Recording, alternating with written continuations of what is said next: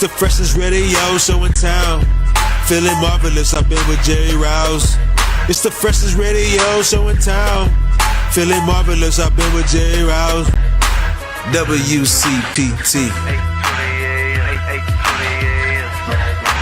WCPT. This the coldest boys show. You were getting the hour from 6 p.m. to 7. Chillin' with Lauren Cox and the man Marvelous. Shout out to Mr. Riles and the Italian style. You what sports is the only politic. WCPT.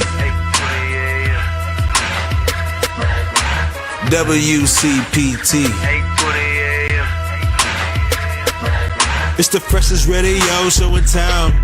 Feeling marvelous, I've been with Jerry Riles. It's the freshest radio show in town. Feeling marvelous, I've been with Jerry Riles.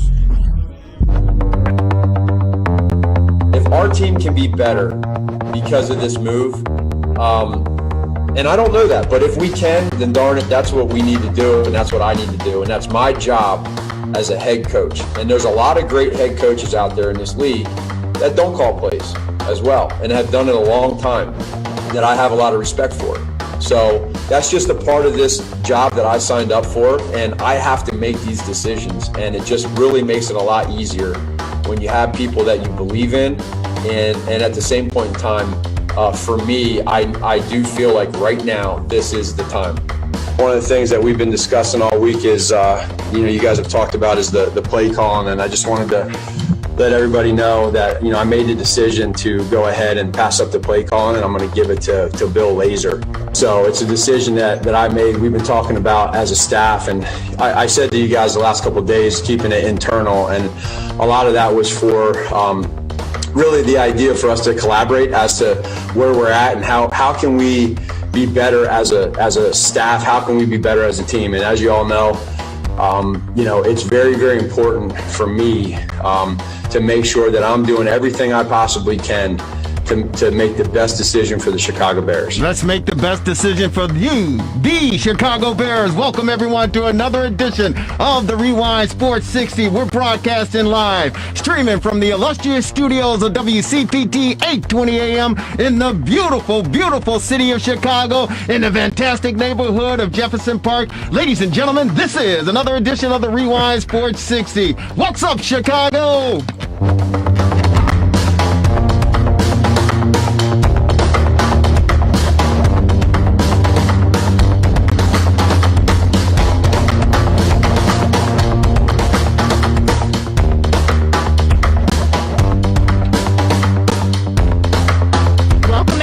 The Rewind Sports 60. We are broadcasting live from WCPT AM Studios 820 AM on the fastest conversation in sports. I'm Lauren Cox, your host, and I'm here with my wonderful, amazing team. Dan Marver, the marvelous one, and Jerry Riles, the amazing Jerry Riles. Give us a call, 773-763-9278. Again, that's 773-763-9278. Dan, I want to get right into sports. Some amazing things happen in baseball. I wanted to get your opinion on a couple of things. White Sox manager Tony La Russa being charged with driving under the influence, and then that historic GM Marlins, they went ahead and hired the assistant GM for the Yankees and the Dodgers, and she was also a high-ranking exec with the White Sox. The first female GM in the MLB, NBA, and the NFL. So we want to get your opinion on those two things. Kim Ainge, what do you think about what was going on in baseball this week, Dan? Baseball, okay. Well, I think it's certainly about time that a woman, female, takes over as a baseball organization. I mean, it's long overdue in terms of that's concerned. And I Tony La Russa, I mean, he had his World Series ring. I didn't know if he was going to try to bribe the officer with it, but he did. he did mention that he was a World Series winner to the officer, apparently. But I'm just interested to see how Bill Lazor does this week calling the plays without Montgomery in the offense. So well, you know we're going to get to that. Jesus Christ. So those are some of the things I was thinking about. But, like I say, you raise a good point with La Russa, and they knew about this issue when they hired him, so it'll be interesting to see what happens. But was it like a week before he got hired? It was within days, I thought, according to what I heard. But we'll see what happens. I mean, there's been no penalty in terms of the White Sox, and I don't know what penalty he'll get from the legal system on this. So we'll have to wait and see. Wait a minute, Joe. So what did you guys? What's the question that you asked when? La Russa? Yeah. Oh. I mean, he got charged. No, I know that. I'm asking. You asked him a question. When did it happen? Yeah. Yeah. Didn't it happen like a week before? No, it happened a long time ago. Yeah, the initial encounter happened in February. February.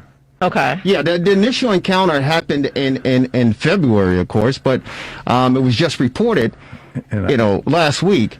Okay. After the fact that the White Sox hired him. Right. Right, and so it came out, and that's what all the uproar was all about. The fact that how could the White Sox hire this guy?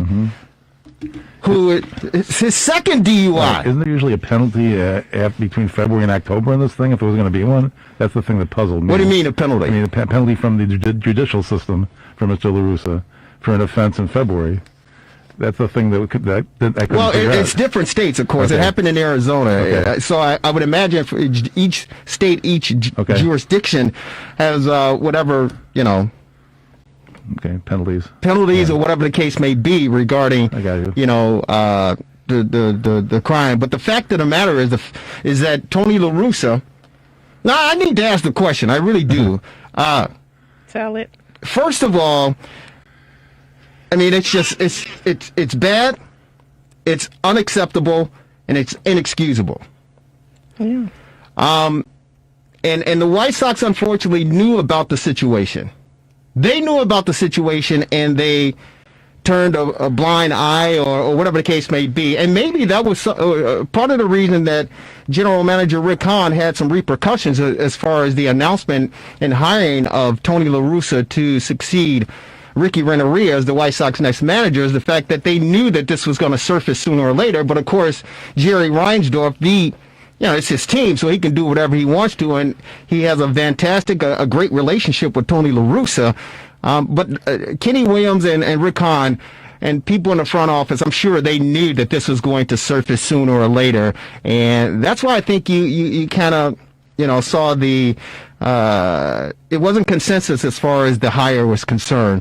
And of course, the news came out regarding Tony La Russa and the fact that it was his second offense, and then of course we get information that he's like, hey, take a look at my ring. Don't you know who I am? I'm the great Tony La Russa. I'm a World Series manager. I'm a Hall of Famer. Are you guys nuts? Are you guys crazy?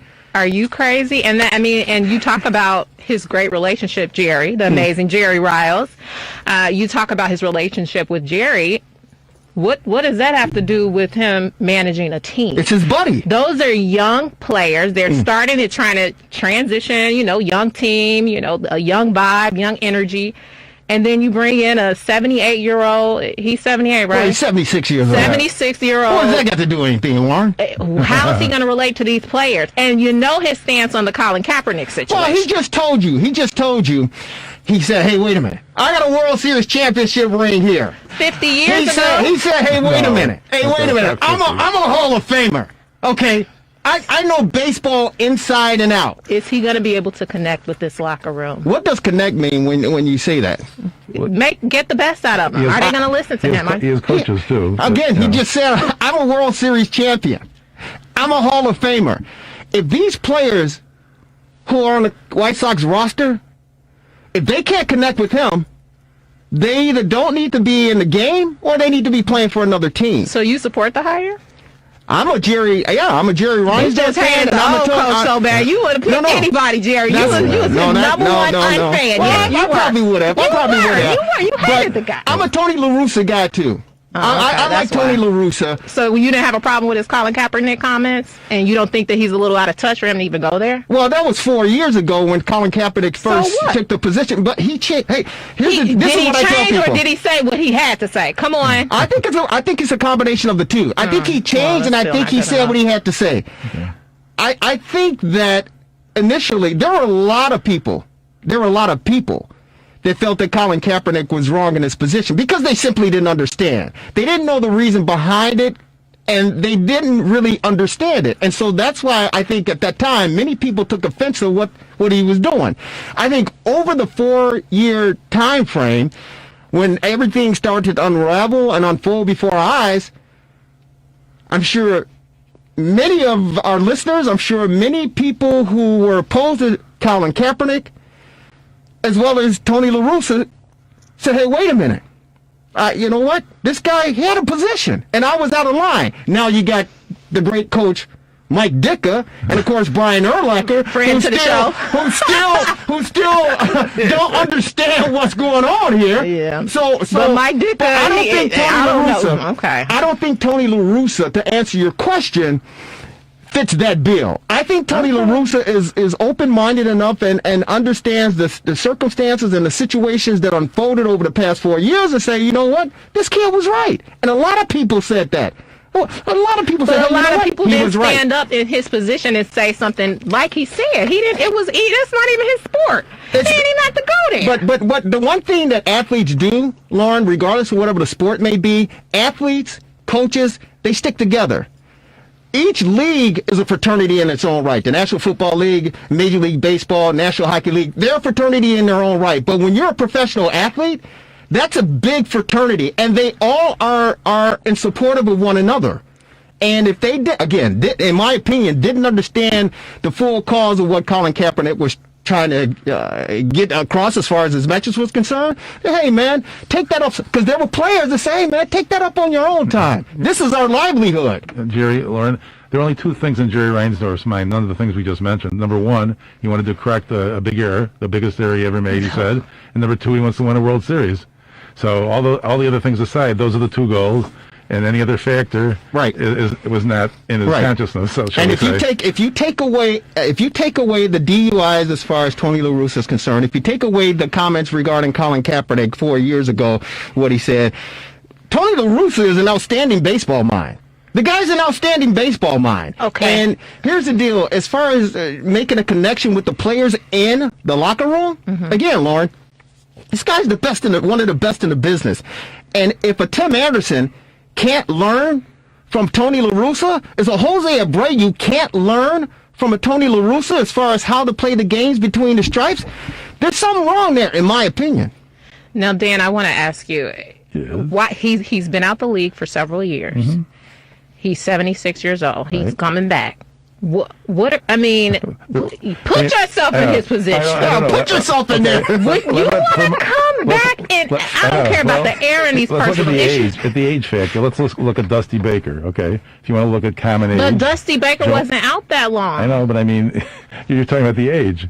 So he's a little bit younger, but it's a similar age. Madden, there are others that are in that seem to be able to relate to the players that are in their 70s, and if they're not, then there are coaches too, that can help with that.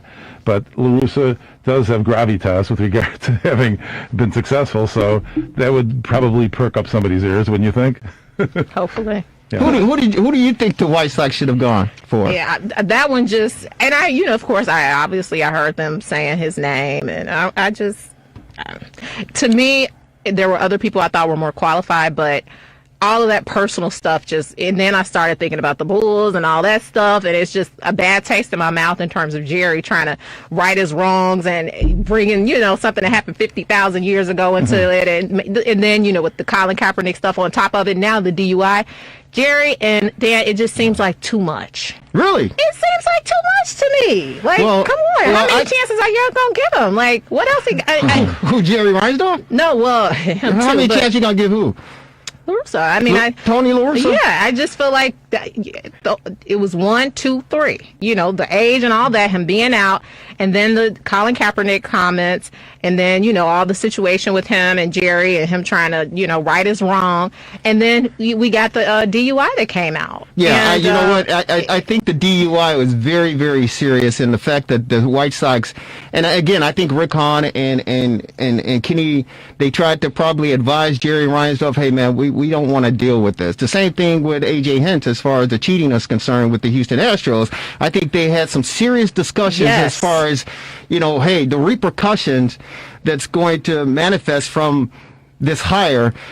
Do we want to go down that road, and can we handle going down that road? And I think Jerry Reinsdorf, at the end of the day, like Marvelous said, hey, you know what? Listen, this is one of my best friends, one of my good friends, and I got to correct something that happened many years ago. But I also want to win a World Series championship before the good Lord calls me home. And so he said, hey, you know what? It's my team. I put this all you guys in position. I believe this is the best guy to get me to the mountaintop, and I'm going to do it. Now, as far as correcting a wrong is concerned, it was wrong for the White Sox, in my opinion, to hire Ricky Renteria in the first damn place. But I understood why they did that, because they were trying to develop these young players that they had in there a year earlier. And congratulations to Ricky Renteria for being named he was runner-up as far as manager of the year for the American League. So congratulations to him. His work is done. He got paid for it. But as far as correcting a wrong regarding Jerry Reinsdorf, he felt that, hey, this is what I believe, this is what I want, this is my team, and this is what I'm going to do. Now it's going to be interesting to see, and the White Sox put out a statement that said we're going to wait to see what transpires as far as the outcome of the situation is. And Marvelous, to start the show, you opened up a great question and said, what's the procedure as far as penalty? And I don't know the state of Arizona. We know that Charles Barkley got pulled over or whatever for a DUI or whatever a few years ago, and he had to go in the tent for like 30 days or 60 days. Mark Grace, I think he had some problems also in Arizona, and he had to, take care of some business as well. So it still remains to be seen. It's going to be interesting. I tell you this. As long as we've been listening to sports, following sports, and observing sports, at the end of the day, winning heals all wounds. Yes. Winning heals all wounds. And let's hope that the good Lord, gets us through this pandemic, and we get 162 game regular season baseball schedule in 2021, and let the cards fall where they may. But I honestly, I truly believe that Tony La Russa, he certainly knows how to control a clubhouse. And I believe these young players, they listen to upper management, they do a little bit of homework and research. They'll see that Tony La Russa knows the game of baseball. And what they need to do is go out there and apply and execute. Okay. And I think that we'll have a World Series championship in Chicago on the South Side within the next couple of years. I truly believe that. Okay, we'll see. I truly believe that. But I wanted to ask this question before we go, and we got the great Bruce Aaron on our hotline to join us. I want to ask this question regarding Tony La Russa, because I know, hey, listen, when the story broke, Lauren and Marvelous, and I asked Marvelous before the show started, Tony La Russa got pulled over. I don't know how many cocktails he had. I don't know how much he was partying. I don't know where he's coming from. I don't know. Tony La Russa was toasted. And I don't want to make light of it or anything of that nature, but Tony La Russa told the cops, hey, look at my ring. Look at my ring. He tried I'm a Hall of Famer. And it brought to my mind, because I know there are a lot of guys out there, and you shouldn't be drinking and driving. There's no question about it. It's a serious matter. But I know there are a lot of guys out there over the years who've been pulled over, and the cops question them. And I just love to hear some of the stories that guys have given to get out of a ticket. And I'll share. I'll be the first to share. And I'm not proud of it. Why are you laughing at me? Lauren, why are you over there laughing at me? Go ahead. I'm not proud of it. And this was many, many moons ago, back in my beer drinking days. But on Friday nights, here in Chicago, BMX, you remember the old BMX? You don't remember old BMX. WBMX, they play house music. Oh man, it's the best. Maybe it was a Friday night or Saturday night, but any place, they would house music. So my boys and I, we get ready to go out, had the house music going. And so while you're getting ready, while you're primping, Marvelous, Yeah. You may have a beer or two. Yeah. I was drinking Heineken back then, not Pabst Blue Ribbon. But so you have a couple beers or whatever. So I get in the car and I'm driving down Willow Avenue in Glenview. Maybe about 7:30, 8 o'clock, 9 o'clock at night. And the cop is trailing me, which is, a black man in the northern suburbs. It's not unusual. Mm-hmm. So I'm going, what the hell? So he pulls me over. Young cop, young white cat. He goes, hey, where you going? I go, I'm going to my buddy's house. He lives in Evanston. We're getting ready to go out. He goes, okay. He said, have you been drinking tonight, sir? I go, you know what? I had a couple beers. I had a couple beers. Yikes. He said, okay. He said, I want you to be careful. I want you to be safe out there. I goes, yes, sir, officer. He goes, you know what I want you to do for me? I go, no, officer, I don't. He goes, I want you to say the ABCs for me. God. Lauren, he stumped me. He stumped me. I said the ABCs. You know what I did? Because he caught me off guard with that. You know what I did? No. I started singing A, B, C, D. He started laughing. He goes, get out of here and drive safely. That's what he asked you to do? Yeah, he said, get out of here and drive safely. So when Tony La Russa said, when it came out that he said, hey, look at my ring, I know, God, listen, you do whatever you can to get out of it. You get out of it. You got out of it. When Charles Barkley got stopped and the police, and well, we all know the story. It's public. He one of his girls, he would take care of him, and the cop called him, and he was like, hey, dude, it's the best I ever had. It's the best I ever had. And the cop laughed, but he said, hey, I got to take you in because it's indecent exposure. You can't do those sort of things. But I digress, ladies and gentlemen. I'm sorry. Back to La Russa. The fact of the matter is he managed the Cardinals to the 2011 World Series championship, then retired. He actually managed the 2012 All-Star game. Yeah, believe it or not, he came back as the representative for the National League World Series champion. So 10 years is 10 years, but I don't think he's forgotten everything, even with advanced age. Again, it's up to the White Sox and the example they want to set for their front office people, the example they want to set for their fan base, and the fact that it happened in February. Yeah. Right? The fact that it happened in February, and you talk about his age, Lauren, he's 76 years of age. I don't know when he turned 76, but he's 75, 70. Maybe he was out celebrating his birthday. I don't know.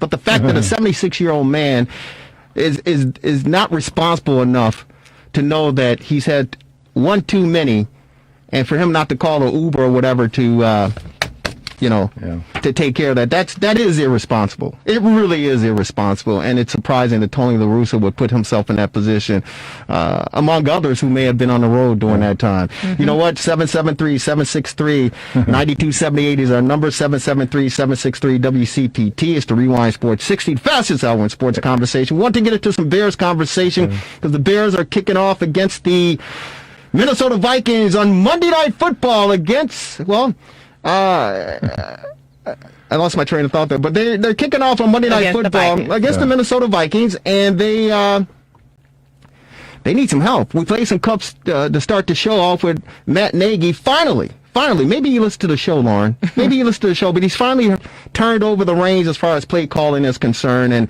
the great Lori Lightfoot has been calling for it.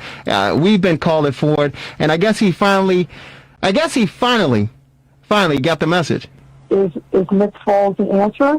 We're going to see once they get out on the field and start putting it together on the offense. But the inconsistency of Trubisky over these last few years, it's just, even in the year that we had a great run, what you saw, I think, last year was the inconsistent offense wasn't producing. I thought the play calling was very pedestrian. One of the things that we've been discussing all week is, you guys have talked about is the play calling, and I just wanted to let everybody know that, I made the decision to go ahead and pass up the play calling, and I'm going to give it to Bill Lazor.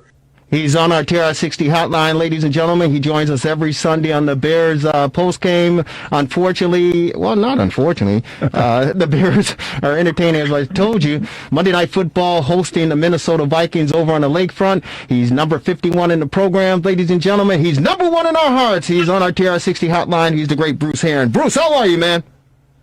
I'm doing fine, Jerry. How you guys doing? Fine. We're doing okay. You're doing okay. Hey, Bruce, I made a confession to the listening audience here in the great city of Chicago by saying, and again, it was many, many moons ago, but I had a couple beers before heading out to meet up with my buddies. The police in Glenview pulled me over, asked me where I was going, and then he promptly asked me to say the ABCs, and he stopped me with the question, so I had to sing the lullaby, A, B, C, D, E, F, D. But everything was fine, everything was good, and we just don't condone drinking and driving because it's very bad, it's irresponsible, and Tony La Russa did not set a great example at the age of 75 or 76 years of age when it happened, and the White Sox brass have taken a hit from the fan base because of the hire. When you heard that news, what did you think of Jerry Reinsdorf giving the reins, the keys, so to speak, to Tony La Russa to run this ball club in 2021? Well, I tell you, I couldn't believe it when I first saw it. I don't know. Tony's been out of the game a while, and to be 75 plus years old, I think that anybody, depending on regardless of your age or anything, if you've got something to offer, you can bring a championship or help bring a championship to an organization. I don't think we should owe somebody, against the thing just because of their age. But my deal is this: is that there's so much talent out there.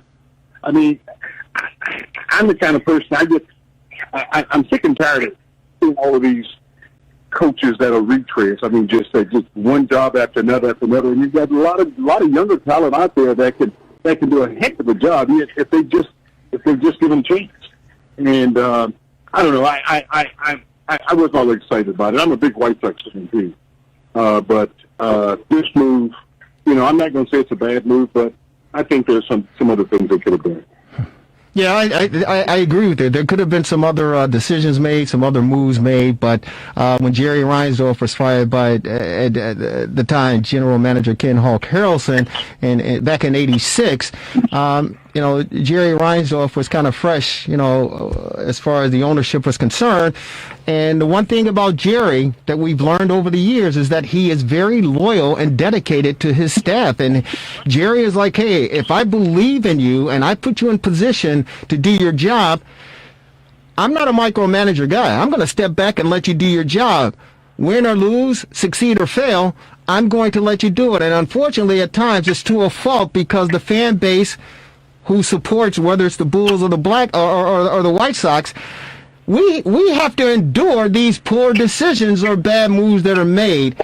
And I love Jerry Reinsdorf for the fact that he is a loyal owner, but it kind of irks me sometimes that he is, because he can make some different moves or some quicker moves to get us to where we need to be, as opposed to the loyalty aspect of it. But I get it. But again, this is his buddy.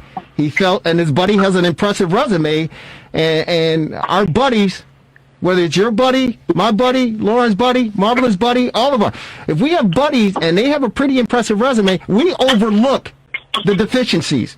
We do. We overlook it and say, hey, man, okay, I'm going to give you a pass this time. Don't let that crap happen again. And you move on. And I think Jerry expect that to happen with the fan base in the city of Chicago, because I don't know if you heard me on hold, but I said, hey, winning cures everything. It cures everything. If the White Sox win, they get a World Series championship, they win. It's a blemish. It's a blemish. But at the end of the day, it's all about the brass, and that's the championship. Right. It's what my position is. I mean, we can say whether we like the move or not, but at the end of the day, it's only a bad move if they don't win. Yep. If they don't win, it's a bad move. That's it. So as far as a bad move is concerned, we see the Bears have made some changes, and Matt Nagy is eating crow, so to speak, because when the Bears are 5-1, he's like, hey, enjoy it. And the Bears are 5-2. Hey, come on, we're still 5-2. Now they're on the verge of going 5-5, losing 3 straight games. They entertained the Minnesota Vikings in Monday Night Football. They made the change as far as quarterback was concerned. We haven't seen any production there. They made the change. Finally, this week, Matt Nagy said, I am not going to call plays anymore. I'm going to hand over the keys. What did you think of the decision for Matt Nagy to finally turn the play calling over to Coach Laser? Well, you know what? I think it was a good move for him to do that. It was. You know, I think the offense coordinator should have always been calling the plays. Because as a head coach, you know, you've got to be engaged at every facet of the game, and to me, it's hard to be personally responsible for calling plays, managing the defense, managing the offense, managing special teams, overseeing all that when you're so entrenched in just the offensive play calling. So I think it was well overdue, and I think we don't know what the outcome of this game is going to be. I mean, Minnesota's been playing really well the last 3 or 4 weeks. Their running game is, my goodness, man, it's off the chart right now. Bruce, so I think our team's really going to have to step up and be prepared to play against the run. You're not kidding. Yeah, Bruce, you're not kidding. Because Dan, we did a good job against Henry and with the Titans, but this guy, Dalvin Cook, had 206 yards last week. So absolutely, that's going to be quite a challenge. And I mean, we've done well against the rush, and the defense has been the key. And with Laser taking over with no Montgomery, I think I don't know what he's going to come up with. Right. So yeah. We'll see what happens. I just think that our offensive line is in such a mess that if the offensive output is going to be based on how well the offensive line can pull it together. Hey, Bruce, Lauren here. When you talk about the O-line, I was thinking about it myself. This is the time of year where the great teams, the teams that are going to be there when it's all said and done, they're starting to peak now. And you look at that O-line, and it seems to me that they're actually regressing. Allowed 12 sacks in the last 3 games. Talk to me a bit more about the O-line and what is it going to take for them to be able to protect Foles? Because honestly, it just seems like he doesn't have the time to let plays develop. What are you hoping to see from the O-line against the Vikings on Monday night? You know what? I'm not sure how much they can do. I mean, we're still missing a couple of starters out of the offensive line. When the season first started, I didn't think the offensive line was our strongest weapon to begin with, and they're just not aggressive to me. I'm a defensive guy, and looking at the offensive line, it's just really a little bit too passive. So that's something they're going to have to really address this next offseason. But getting through the next few games, the offensive line, they're going to have to. They're going to need some help. They're going to need some help probably from the tight end. They're going to need some help probably from the fullback in the offensive backfield to help seal it, just to give the quarterback an extra second and a half to make a decision to pull the trigger. You asking me what the offensive line is going to do more than what they've done. I mean, if it's the same players that we have last week, and I think also that there are 1 or 2 of the guys that are probably playing out of position. Right. They were tinkering with some things, with moving a guy from guard to tackle and from the right side to the left side, and so they're going to need to find the piece out of what they have that's going to give them the best chance to give the quarterback an extra second and a half to throw the ball. We're on with the great Bruce Herron, former Bear linebacker, 5 years on the lakefront playing for the Beloved, joining us on our Rewind Sports 60 TR60 hotline. Bruce, you talk about offensive line, and we're going to be joined by Sam Acho shortly, who played with the Beloved as well. He's on our TR60 hotline. We'll get him on in a second. But you talked about, a couple of the Bears' offensive linemen playing out of position.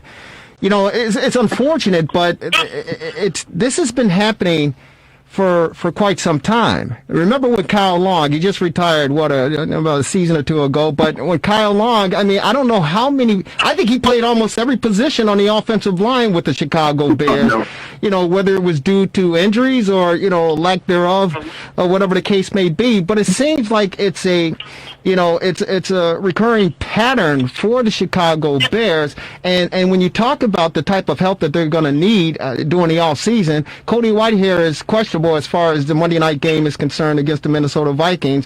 We know Robert Massey Jr. has been out. He's had some problems. We know that Charles Leno Jr., he's had some issues. But those are the three core offensive linemen for the Chicago Bears. Why do we think that the Bears, and no offense to those guys, but why do we think that the Bears brass, i.e. Ryan Pace, would be able to make a good decision as far as evaluating talent to bring in some offensive linemen that's going to help, get to the next level? I don't know, man. They really haven't put a big effort into bringing in offensive linemen in the last couple of drafts. And we get some mid-round picks for some late-round picks, but the top tier talent out of college, you're going to have to spend a first, second, or maybe go down to third round picks in order to find some of the top tier talent. Now, why they haven't done that, I think they pretty much thought that they could get by with what they have, and I don't know. I've never been a big fan of both of our tackles. They've been okay, but they just haven't been the type of studs that you really want to build a team around. And I think going forward, I think the team realized they're going to have to address the offensive line more so than anything else. Yeah, they certainly have to do that, and it's an interesting point. And unfortunately, David Montgomery is not going to be playing tomorrow because he's under concussion protocol. But it's interesting because one reason David Montgomery got so much pub and so much ink is the fact that he was running roughshod at Iowa State, and the offensive line that he was running behind, at the time they were terrible.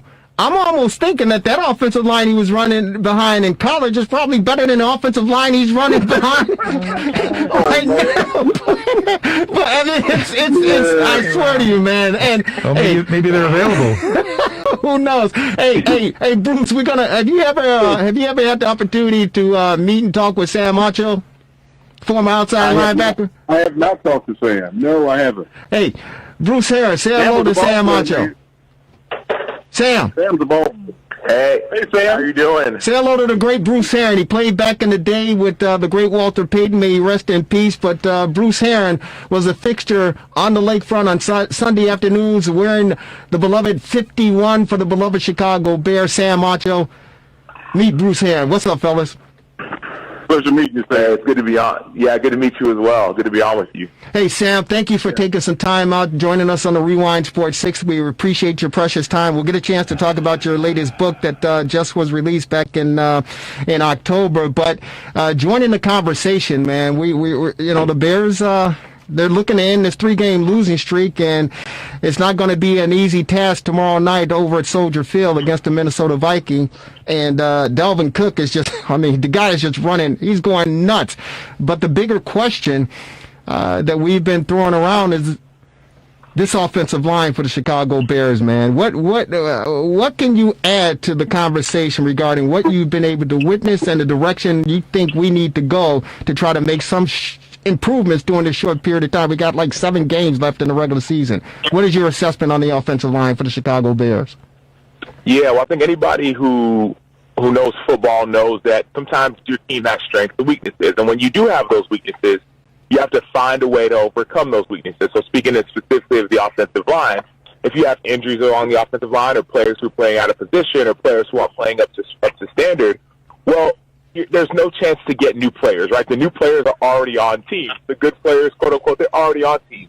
So what you have to do is you have to change your philosophy. We talked about on it earlier a little bit. You have to start keeping tight ends in the block. Cole Kmet, great receiving tight end, but he's got to stay in block, right? You got Jimmy Graham. He's an unbelievable receiver, but sometimes you got to keep these guys in the block. David Montgomery as well. Obviously, he's out for tomorrow, but Lamar Miller, who's playing tomorrow, you're going to have to keep 6, 7 guys in the block if you are going for those deep shot plays. Obviously, we talked about Laser being the new offensive coordinator for this game and Lamar Miller being the new running back. I think it's actually going to be really, really positive for the Bears tomorrow night.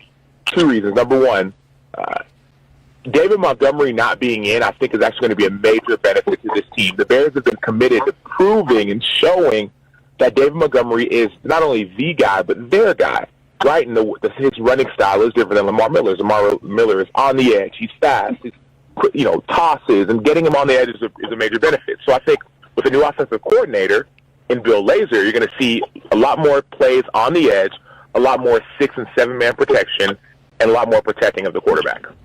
Hey, Sam, Lauren Cox here. Interesting that you say that because, people have been calling for a change in the coaching. It was a lot of Nagy was receiving a lot of bad blood and a lot of blowback from his coaching, and he did decide to go ahead and hand over the play calling.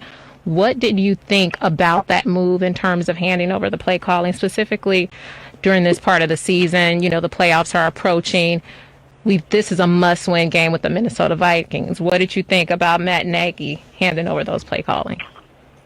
Yeah, well, Lauren, I think it's the only move you really could have made, right? You've changed quarterbacks, and it proved to no avail. Nothing changed. Right? You've switched people on the offensive line. Nothing's changed. So what more can you ask than to change play calling? And so I think it was a good move for Matt Nagy he didn't give Lazor the keys to the car yet. He said you could borrow it, take a test drive for a little bit. We'll see how it goes on Monday, and then we'll go from there. He didn't completely give up play calling duties, but I think this change will be the spark that the team needs to beat Minnesota, to get a bye week, get a couple weeks of training with this new offensive coordinator, and then go back and find a way to, I would love to say compete against Green Bay, but you need to find a way to beat Green Bay so you can win the division. Well, you know what, Sam Macho on our TR60 hotline, before Marvelous jump in, I got to tell you, man, I wish I'd talked to you maybe yesterday, because, I'm in a confidence pool. I'm in a confidence pool, 1 to 16. And, the confidence of, and I'm going to be honest with you, bro. I put a 16 down on the Minnesota Vikings. I didn't think the Bears had a chance, man. But after talking with you, I'm like, oh, wait a minute. I may have made a mistake. Did I make a mistake, Sam Macho? No, I think you made the right decision. Thank you. The right decision. Obviously, if the Bears wouldn't have made a change at coordinator, and also even now with Montgomery being out, now this new wrinkle at running back, they would have had no shot. They would have no shot. Dalvin Cook has been cooking these last couple of weeks. He has been balling. So defensively, yeah, we talk about how great our defense is, but we've been giving up some big plays, so Dalvin Cook is going to get his yards, point blank, period. He's been cooking. Offensively, you need something, some kind of spark, some kind of something. You usually have that in special teams with Cordell Patterson, but now a lot of teams are starting to understand that you must not kick to Cordell Patterson, so they're not kicking to him anymore, which is positive. But then positive for your other team, but the Bears have to find some kind of spark. And an offensive coordinator switch and also a new running back could be the spark that the Bears need to actually make it a game. So this is Daniel. So what, did they put Patterson in the backfield the whole game then, or what do you think the plan is? No. That's the worst decision you could do. So Cordell Patterson as a returner is phenomenal. I played against him year in and year out. I played against him when I was with the Bears. He was with the Vikings. I played against him when he was with the Patriots. As a returner, he is phenomenal. As a running back, he's not a running back. He's a specialist. He's a returner, and he's the best in the game. He set records, right? He's going to go down in history as a returner. But just because someone's a phenomenal returner doesn't make them a phenomenal running back or a tight end or a receiver. It just doesn't work that way. And so, no, you're not going to put Cordell Patterson in the backfield. That's not the way to go. You use Lamar Miller. Use your running backs, right? Use him. Right, Lamar Miller back in Miami, if y'all put on the film, this dude can ball. This dude could play. He went to the U, he balled at the U, then he played in Miami. So maybe with this new coach, you can say, okay, you know what? I understand we like downhill running. We love the power plays. We love people call them the drill play, right? We love these inside zones. Let's get the ball on the edge. That's what Minnesota does a great job of. If you watch Minnesota play, not only this year, but years past. They love getting the ball out on the edge. Crack tosses, sweeps. They love doing that. So I think Laser will actually incorporate that because of his personnel. So real quick, and we're pleased to be joined by two former Chicago Bears outside linebackers, number 51 Bruce Herron and number 93 Sam Archer on our TR60 hotline. Gentlemen, and Bruce, you go first, but gentlemen, if you guys are the Minnesota Vikings, whether you're lining up playing against the Bears tomorrow night or you're a defensive coordinator, how do you scheme against this Bears offense to win your third straight game moving forward? And of course, and more importantly, get a division victory against the Chicago Bears on Monday Night Football. Bruce, you start. Shucks, simple. I would just bring pressure. Every passing situation, I would bring pressure because the offensive line hasn't been doing their job, or hasn't been doing a sufficient enough job. I would just bring pressure, man. I would bring pressure every chance I got. Every chance I got. I would do it. Sam? Yeah. See, I would take a completely different approach. I would rush four, and here's why. So the Minnesota D-line is phenomenal, right? They pride themselves. Mike Zimmer and their defense, they pride themselves on rushing forward. And Hunter, really good player. Even young players, Fadio Denebo, really good player. Their D-line is really, really good. And so why bring pressure where you could beat the guys one-on-one? Beat your guys one-on-one, rush four, right? Keep 7 guys back in coverage, and you're still going to get home. So if I'm the Vikings, the way I win this game, I keep the ball out of Cordell Patterson's hands, find a way, so make sure you don't kick it to him, number one. And then number two, offensively, make sure that Dalvin Cook cooks like he's been doing. And then on the defensive side of the ball, when you're trying to stop the Bears, rush four and win your one-on-ones. Period. If you can't win your one-on-ones against this O-line, then you shouldn't be out there. Sounds good. So, Sam, I want to switch gears a bit, and we know that you're a former NFL linebacker, speaker, podcaster, and humanitarian, but you did write a book, Let the World See You, How to Be Real in a World Full of Fakes, and it's interesting because I have a 12-year-old, and we were talking today because he was doing some things for the Constitution for his Boy Scout merit badge, and he was asking me about hypocrisy, and I was telling him that, hypocrisy is when you proclaim a belief, but your actions and behavior doesn't match up to it. And so in your book, you talk about inauthenticity, and I really wanted to get your opinion in terms of what made you tackle that subject of being inauthentic. It's a concept that I hadn't even considered until I really started to do work and really start to explore presence and awareness. So what led you to tackle this issue of inauthenticity? Yeah, for me, I think just living in this world for the 30-some-odd years I've lived, I understand a lot of people live a lot longer than I have, but I've seen it not only on the football field, but in society. People love to pretend. We love to put on masks, not the literal ones, right? I know we're locking down Chicago. The figurative masks we wear to try and fit in, and whether it's because of fear or shame or doubt or anxiety, we put on these masks. And one thing, and I did the same thing. I would hide. I would pretend. I'd be in NFL locker rooms, and people know I'm a Christian, right? And I would get mad. I would get in a fight or something. They would say, well, Sam, I thought Christians were supposed to get mad. I thought, is that a curse word I just heard? Right? And all of a sudden, I would hide. I would try and act like someone I wasn't, right, to try and fit in, just as by way of example. I also got my MBA. I got my MBA from the #1 international business school in the world, but I didn't tell anybody because I thought that wasn't the thing that people wanted to hear from an NFL linebacker. And so what ended up happening with all that hiding and pretending is eventually your body keeps the score, right? Eventually you become someone that you're not. And I didn't want that for me. I didn't want that for my family. I don't want that for anyone. And so this book really talks about the freedom that comes from when you are you. Because I feel like when you're you, the world changes, right? When you're you, God gets the glory. When you're you, the people around you benefit. When you're you, the world around you thrives. But when you pretend, pretending may get you in a certain door, but being you would open up doors you could never imagine. You know what, Sam, that's a great story. Thank you so very much for sharing that. And I do want to ask you, where'd you get your MBA from? Yeah, so I got it from the Thunderbird School of Global Management, which it's the #1 international MBA in the world. It's actually part of Arizona State now, but it worked out because it was in Phoenix, Arizona. I was playing for the Cardinals, and and it worked out perfectly. You know what? It's interesting because we have a lot more in common than I knew. I realized that you're 32 years of age. You were born September 6th, 1988, and of course you have your MBA business. And I'm proud to say that my son shares the same age. He's 32 years of age. His birthday is September 5th. A day before you, 1988, and he received his master's from the great school of Northwestern School of Kellogg Business School.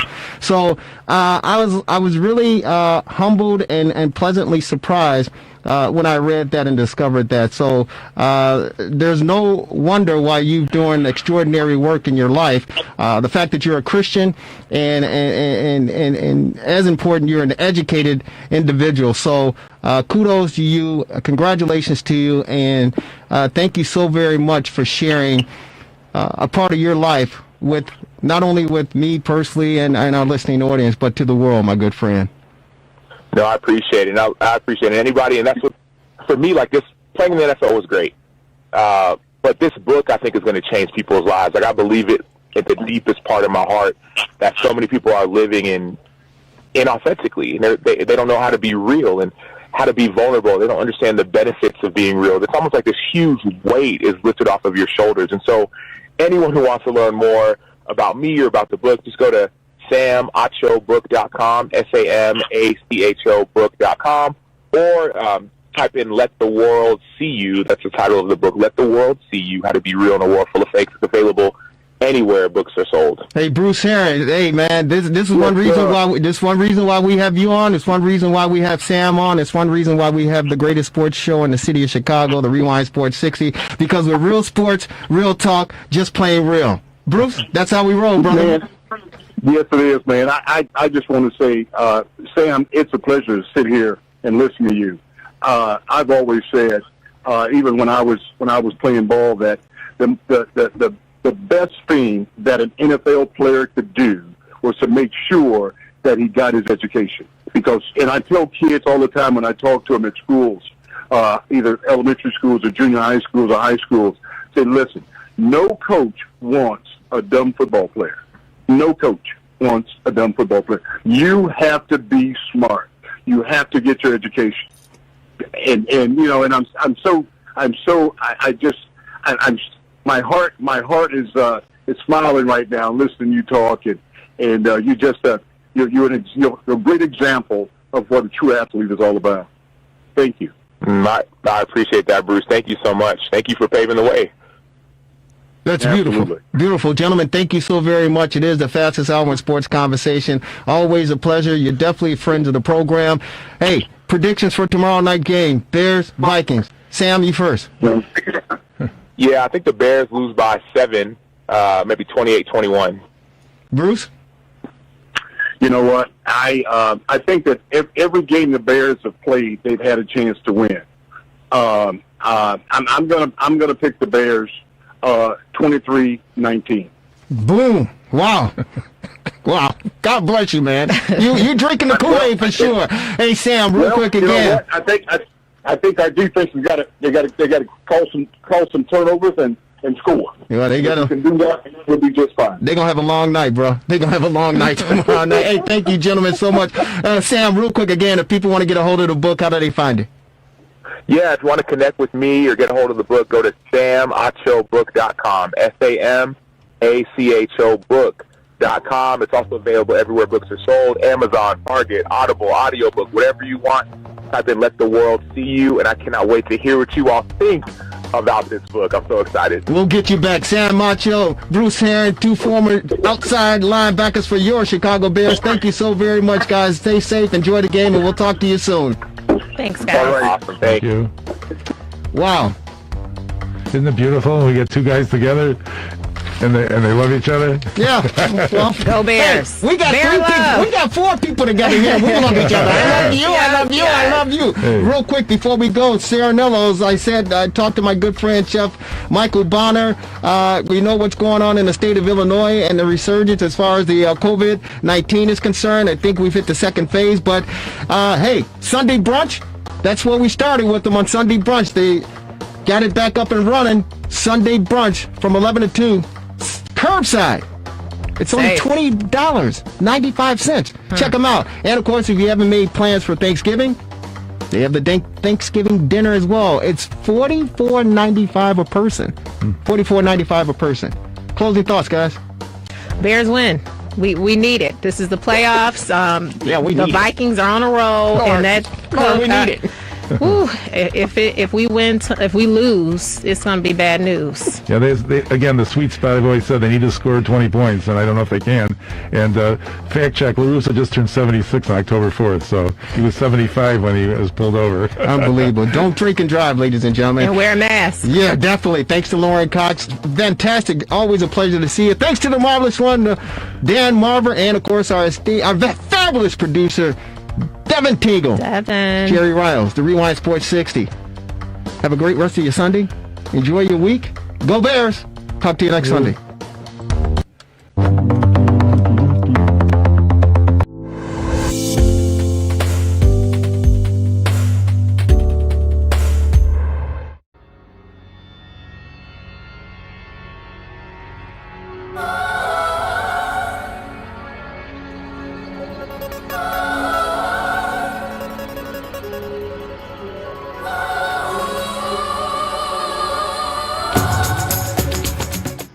Welcome, everyone, to another edition of the Sports Medicine Update, a weekly podcast with yours truly and, of course, the Honorable Dr. Chad Drummond. Doc, how are you this week?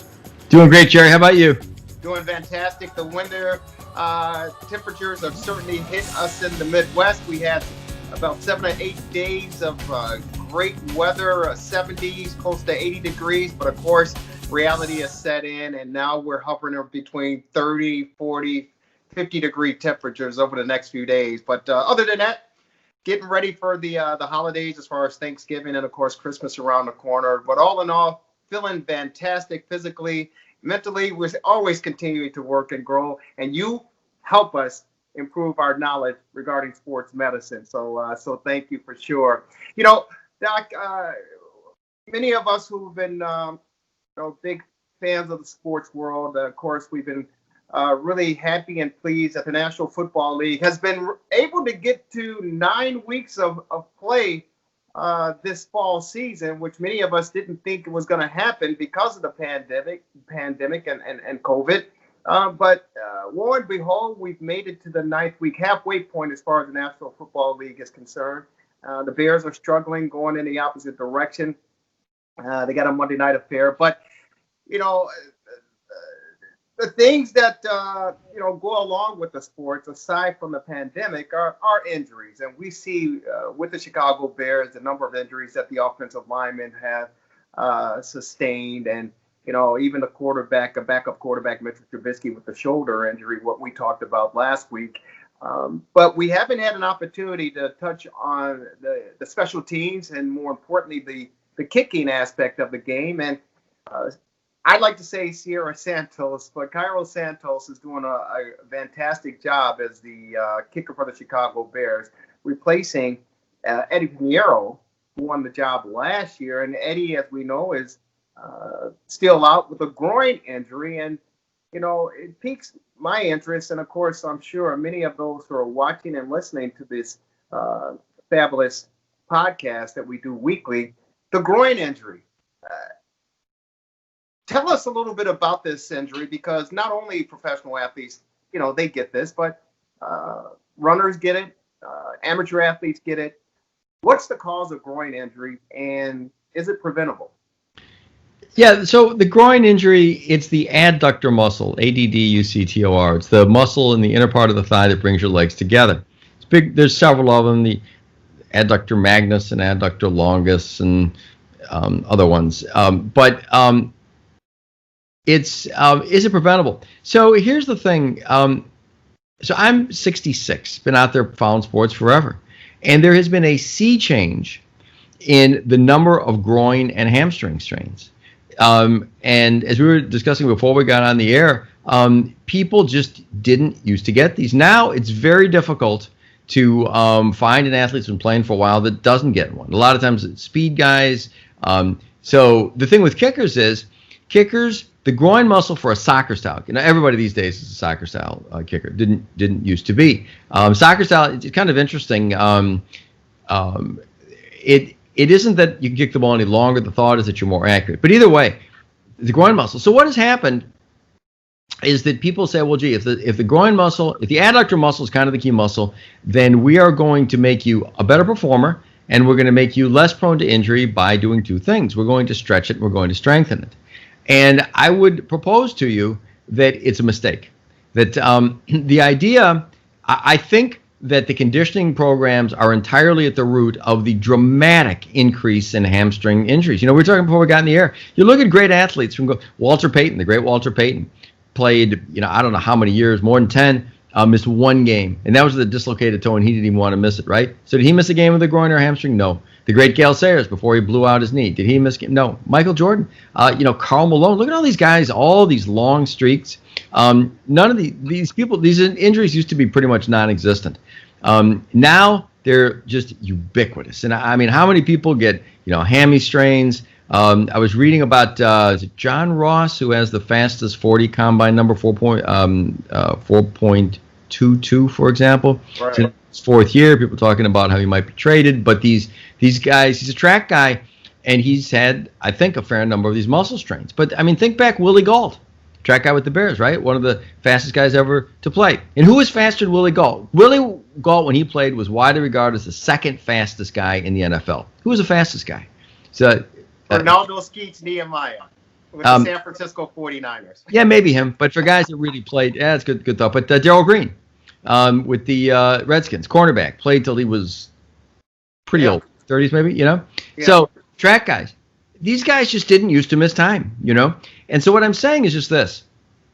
And what's interesting about this is, and I'm in the industry. I'm in the business. I employ physical therapists. We do these conditioning programs, but we don't do that. And there is really not good evidence that stretching or strengthening prevents injuries. But even more importantly, there isn't really good evidence that it helps performance. So here's what happened. I mean, I have no inside information. I go by what I read in the papers. Cairo Santos kicked this 55-yarder, right? Clutch field goal. Well, that's a pretty long kick, right? Well, Cairo Santos has publicly written he missed a lot of time with a groin, and he said when he came back, he did less. He pushed it less, the groin. So less is more. Now, you could say, well, gee, he's not strengthening it or doing as much, so maybe he's going to lose range. Well, I don't know. He's a 55-yarder, and I saw the kick. It would have been good for 56, 57. It's not like it hit the crossbar. So I'd say if you were accurate out to 55, that's pretty good range, right? So what my point is, you don't need to stretch and strengthen, and I'm talking about legs now, to get good performance. Now, I'm talking about speed guys, and I'm not talking about bulk people. So if you're an interior lineman, those guys need to strengthen because they need to be big and they need to be powerful. And if they get hurt, they get hurt. But the thing is, the ability to kick a ball far, the ability to run fast, is based on fast twitch muscle fibers. So there's two kinds of muscle fibers: slow twitch, fast twitch.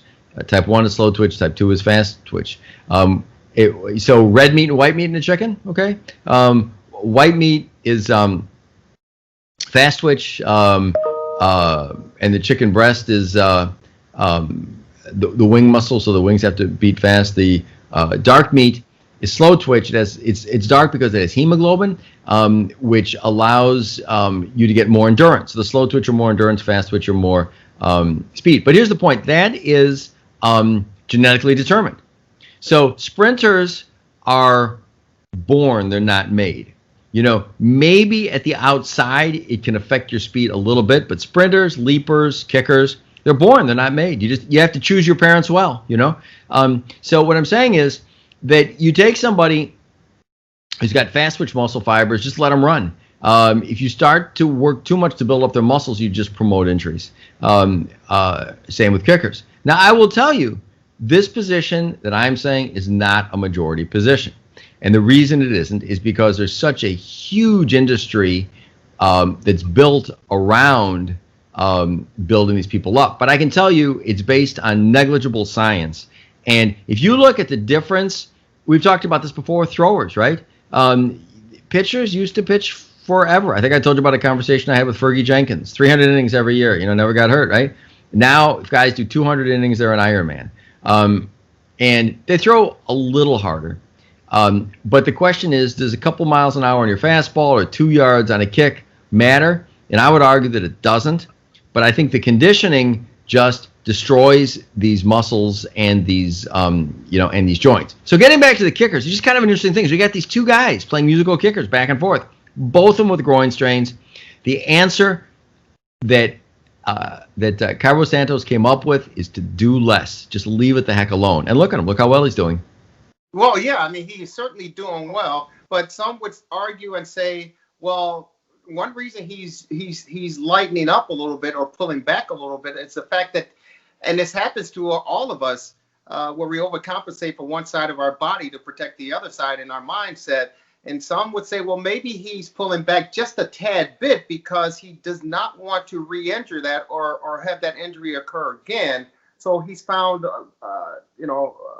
fundamental ways or mechanical ways to more or less get the same results. And of course, he's experienced, so he should have some type of understanding of how he should go into kicking a ball. And for instance, he shared recently in an interview the difference between kicking, and we talked about the 55-yarder that he kicked. I think it was against the New Orleans Saints to send the game into overtime. But he talked about the difference of kicking the ball, the height of the ball compared to the distance, meaning a lower trajectory to get more control over the football. So I would imagine that from his entry into the National Football League to I think this is his 8th season now, he's learned something, what we call a veteran, of how to get more results by doing less. What would you say regarding that analogy based on what we know about? No, you're absolutely right. And the whole point of it is this. The way you get results, you need two things. You need the right genes, you need the right parents, and you need technique. And the only two reasons to condition are, number one, you think if you build up the muscle even more, take a bigger swing even more, you get a little more distance. Or number two, you think it's going to prevent injuries. And what I'm saying is that if you do get more distance, it's negligible and doesn't really matter. And the preventing injuries, I just think doesn't happen. Hey, so I think it does the reverse. So here's the interesting question, because when Eddie Pinheiro, who was the starting kicker, he won the job last year for the Chicago Bears. When it was reported that he had the groin injury, it was back during the summer. There wasn't any preseason, obviously, due to the pandemic and everything, but it was projected that he would miss 3 to 5 weeks because of the injury, and meant the first 2 or 3 games at the most. But now, as I stated, starting off this podcast, we're in week 9 of the National Football League, and of course, with the bye week, that's 10 weeks out since August. What is the recovery time? Well, and does it matter if you're because the Bears told us 3 to 5 weeks, and we're well into 10 weeks now. What is the recovery time? Well, let me say this. I don't know this for a fact, but it is widely reported that he has lost the job absent an injury to Cairo Santos. So, I just kind of assumed, and I don't know this, that he's probably better now, but they're just keeping him there because they wanted to have, a backup kicker who was healthy. They had Kai Forbath, was that his name? Mm-hmm. Who they tried to stash, and then he was picked up by somebody, San Francisco maybe. So what I'm saying is the fact that he's on injured reserve doesn't mean he's not healed, actually, because if he does get healed and brought off, he's, I don't think they're giving him the job from what I've read. But to answer your question as to how long it can heal, so I will tell you, it can take a long time. I'm not a big soccer follower, great sport, but there was somebody, man, I can't remember, that I followed the saga of about 7-8 years ago, who went almost 2 years, these chronic muscle strains, and it was like one season, part of another season. So these things can go on for a long time. So he very well could be not recovered. It just all depends on how serious the injury was.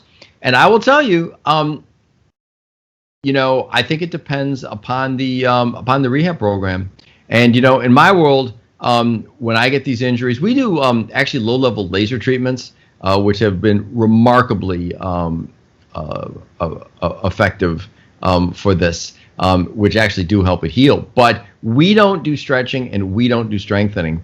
And there is paradigms out there that say that stretching can help. I don't think it does. I think the muscle is injured, and when you pull on an injured thing, I think you make it worse. So I'm not criticizing those who do this. Maybe I'm wrong. But I would say that my opinion, you cannot go wrong leaving it alone. Actually, basic core belief of mine also is that Mother Nature rocks. Nature just does a fabulous job of healing us. And in my opinion, you're always better to just leave it alone, let nature heal it, unless you as a health provider have overwhelming evidence that you can make it better.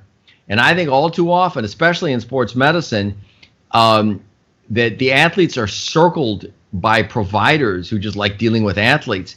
And there's a great urge to do something. You just can't leave it alone because you should be doing therapy. You should be doing rehab. And I think it's often a mistake. So, my world, it's benign neglect. And we get people back pretty quickly, I think. So, but it's hard to say. Maybe it's not healed. It can take weeks. It can take months. It can take longer. Yeah. So, is it safe to say that it depends on the particular individual?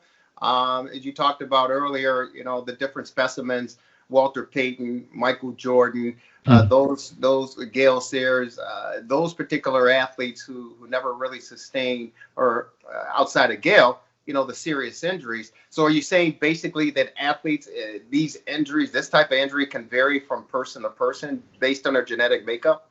Well, sort of, but here's what I'm saying. When I was talking about those people, what my point was that now it's like predictably every year, so-and-so is out with a hammy. It's going to be a while, and then they get back, and then they're out again. We're just like used to it. And you didn't used to see it. So what I'm saying is Gale Sayers, it isn't the serious, because these aren't serious injuries. These are nagging injuries. So what I'm saying is that Walter Payton, and everybody famously knows, he used to run up that hill. It's functional stuff, great stuff, and he didn't get these kinds of injuries. I'm sure he got dinged up a little, but never enough to miss a game ever. It's amazing, right? Gale Sayers too. And I remember when he played, maybe he missed a little time, but I don't remember missing, he had the catastrophic injury. And I'm just saying all these guys, Michael Jordan, like I said, Karl Malone had this long streak, all these guys. And so my point is not that it's dependent on the individual, although it is a little, and I'll tell you where we know it is, but is that it's dependent on the conditioning regimen. And what I'm saying is that now the people, like I've mentioned before, James Thornton, Bears tight end, who did get called RoboCop because he was so ripped, right? Well, everybody looks like RoboCop now.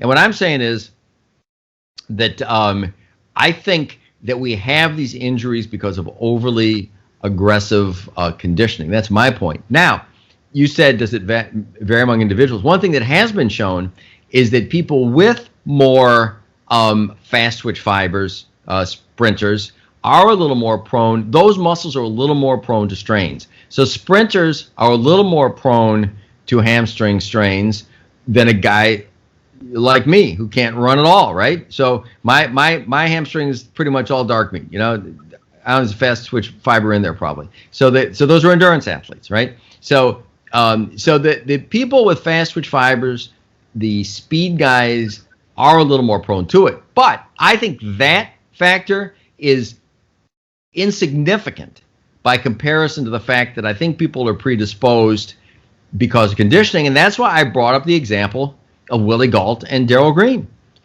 and you didn't hear about these guys missing lots of time with hamstring strains, and these are speed guys. These are two of the fastest guys in the history of the NFL, actually, right?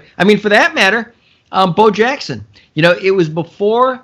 So John Ross, as the fastest official time now is 4.22, but Bo Jackson was clocked at 4.11, I think, in a 40.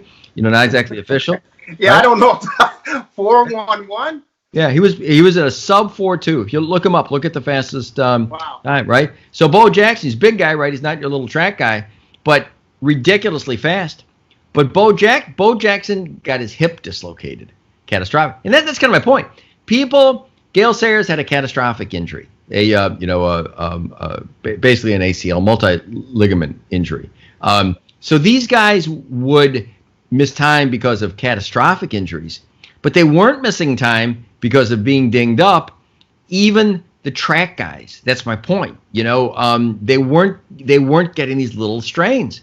But these guys, Bo Jackson didn't run a Herschel Walker. He was 4.3 something, right? Another kind of a Bo Jackson-esque guy, right? He's a 200, big guy, 215, 20-pound guy running a sub 4.4,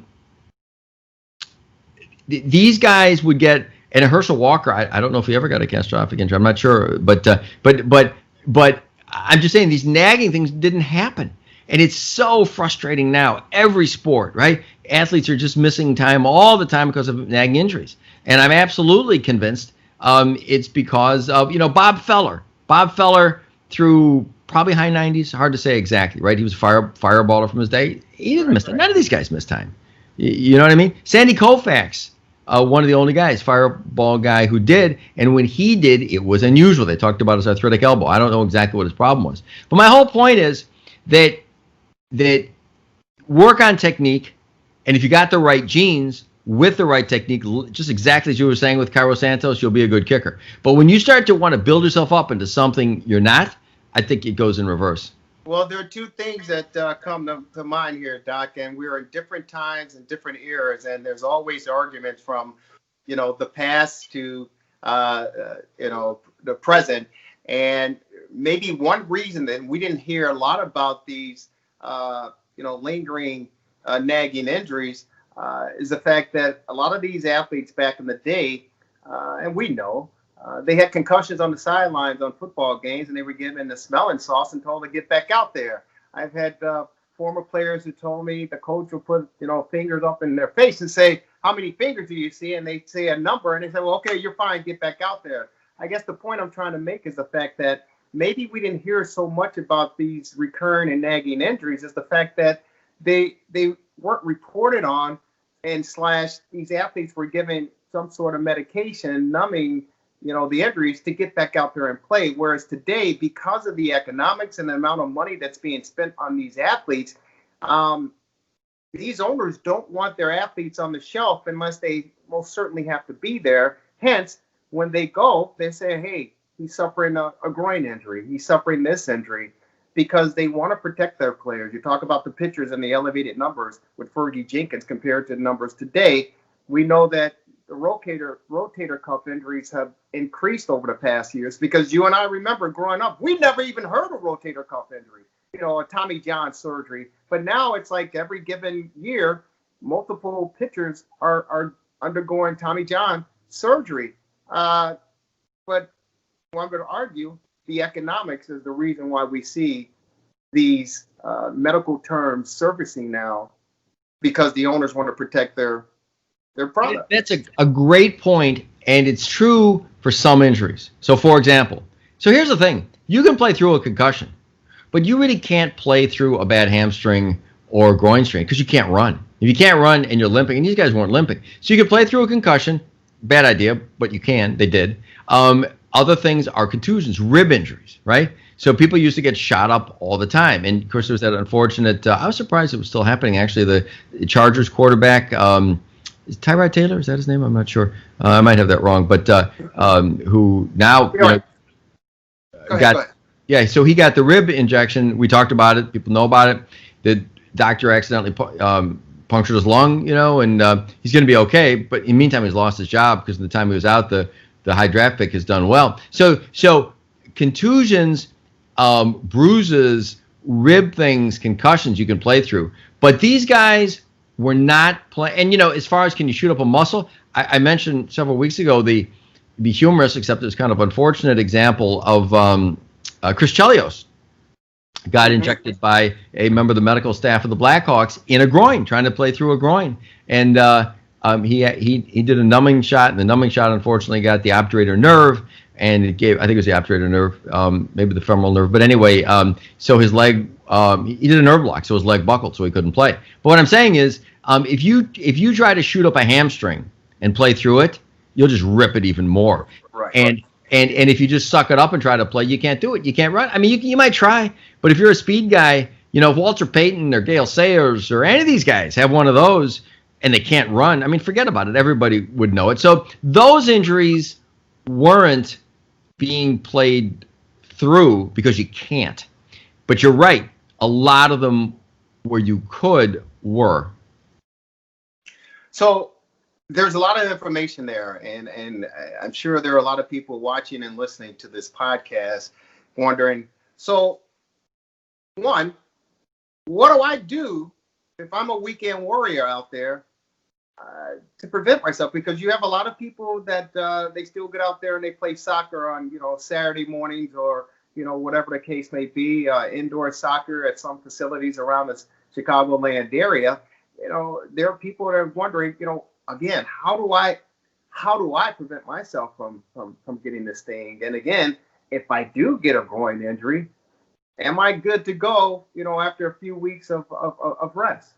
Yeah, so great question. So the answer is pretty simple. Takes a little discipline, though. First of all, you mentioned weekend warrior. So there's a thing called the weekend warrior syndrome. What that means is somebody does nothing all week, and then the weekend goes nuts and gets hurt, and then comes back into sore and then does nothing, and you just never get in condition. So the first thing is anything that you're going to be starting. If you're going to go out and play soccer, go out and kick a ball around a little. And so do the activity in a very measured way every 48 hours. There's a thing called DOMS, delayed onset muscle soreness. So if you work muscles hard you haven't worked, often you won't be sore that day or the next day, but 48 hours later you will. So you're a soccer player, just go out well in advance of the season, kick a ball around, just get your legs back, gradually increase the intensity and frequency, and then play. So should you strengthen those muscles in anticipation of? I would argue no. Should you stretch them? No. There's really not good data on stretching preventing injuries. In fact, there are studies now showing that hamstring stretching can cause injuries. And I've seen a couple in my office in the last few months. One guy pulled the hamstring right off the ischial bone doing aggressive hamstring stretching. And you see, I'll tell you something else that happens, a corollary to this. If you're tight, people say, oh my gosh, you're really tight, so you have to stretch. So here's the thing. We all have different body types. And it's been found now that people with loose ligaments sometimes have tight tendons, as though nature is protecting the loose ligaments with the tight tendons. So you can stretch a little, but don't overdo, But so I'm not a big fan. So the main thing is ease into things gradually, do functional things. It's not a weightlifting thing. Do functional activities. If you're a basketball player, play some hoops. If you're a quarterback, throw a little. If you're a pitcher, throw a little. And just increase it gradually because your body will adapt, but it doesn't do it overnight. So give yourself plenty of time every other day, gradually increase. And then, as you said, at the first sign of pain, just stop. The no pain, no gain thing is just wrong. And if your body will warn you, it will whisper in your ear. And if you have a little pain, it'll say, you should stop a little. And then if you ignore it, it will shout and give you more pain and say, you better stop.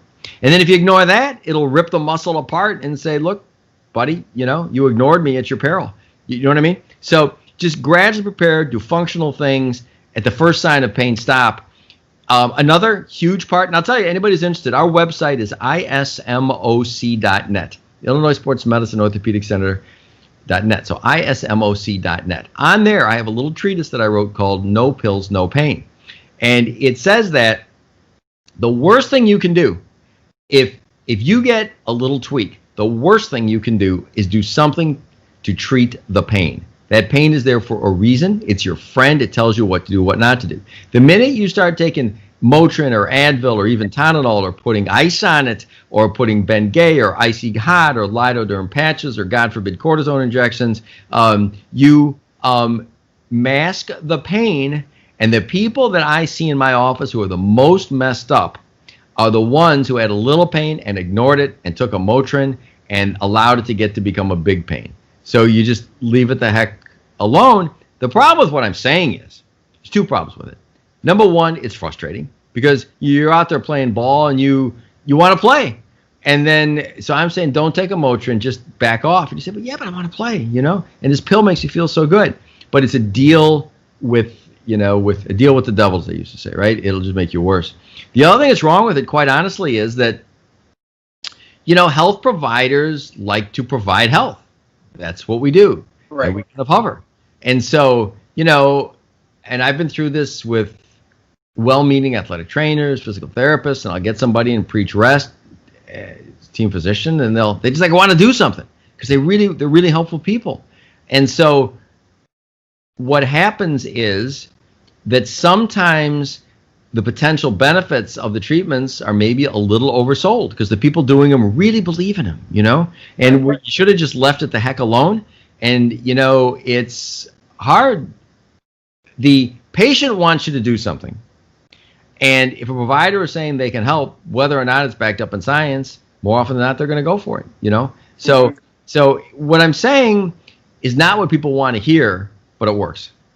Well, it's interesting because you're absolutely right. And the direction that we're going, the new era that we're in, they'll always talk about, and we've heard this, Doc, athletes now today are bigger, faster, and stronger. And so when you talk about stretching and weight training, it's encouraged, especially on Division I level of athletics and professional ranks.